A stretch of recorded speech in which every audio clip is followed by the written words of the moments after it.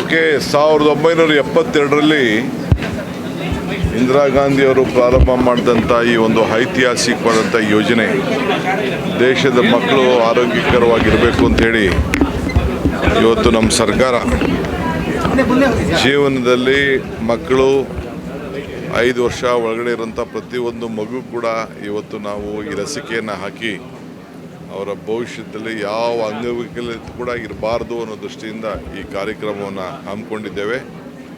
ಸರ್ಕಾರ ಅನೇಕ ಕಾರ್ಯಕ್ರಮಗಳನ್ನು ಆರೋಗ್ಯಕರವಾದಂಥ ಕರ್ನಾಟಕ, ಆರೋಗ್ಯಕರವಾದಂಥ ಭಾರತ ನಿರ್ಮಾಣ ಮಾಡಲಿಕ್ಕೆ ನಮ್ಮ ರಾಜ್ಯ ಪ್ರತಿ ಹಂತದಲ್ಲೂ ಮೊದಲನೇ ಹೆಜ್ಜೆಯನ್ನು ಇಟ್ಟಿದೆ.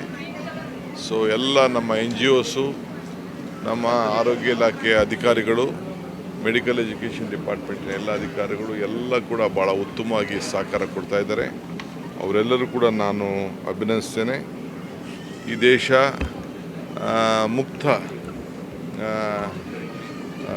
ಪೋಲಿಯೋ ಭಾರತವನ್ನು ನಿರ್ಮಾಣ ಮಾಡಿದೆ.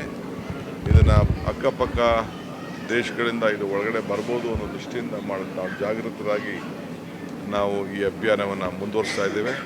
ಸೊ ಇದಕ್ಕೆ ಸಹಕಾರ ಕೊಟ್ಟಂಥ ಎಲ್ಲರೂ ಕೂಡ ಈ ಸಂದರ್ಭದಲ್ಲಿ ಅಭಿನಂದಿಸ್ತೇನೆ. ಖಾದರ್ ಅವರು ಸಂಪೂರ್ಣವಾಗಿ ಈ ಜವಾಬ್ದಾರಿಯನ್ನು ತೆಗೆದುಕೊಂಡು ಅವ್ರಿಗೆ ಅಪಾರವಾದಂಥ ಅನುಭವ ಇದೆ. ಇವತ್ತು ನಾವು ಅವರು ನನ್ನ ಮನೆಯೇ ಆಯ್ಕೆ ಮಾಡಿಬಿಟ್ಟಿದ್ದಾರೆ.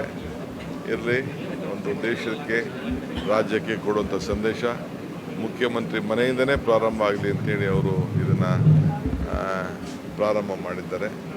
ನಾನು ಅವ್ರಿಗೂ ಅಭಿನಯಿಸ್ತೇನೆ. ಇದನ್ನೆಲ್ಲ ಸೌಲಭ್ಯವನ್ನು ಹಳ್ಳಿಲಿ ಗುಡ್ಡಗಾಡು ಪ್ರದೇಶದಲ್ಲಿರುವಂಥ ಎಲ್ಲ ಮಕ್ಕಳು ಕೂಡ ಇದಕ್ಕೆ ಉಪಯೋಗಿಸ್ಕೊಳ್ಳಲಿಕ್ಕೆ ಬೇರೆ ತಂದೆ ತಾಯಂದಿರು, ಬೇರೆ ಹಿರಿಯರು, NGOಗಳಿಗೆಲ್ಲ ಸಹಕಾರ ಕೊಡಬೇಕು.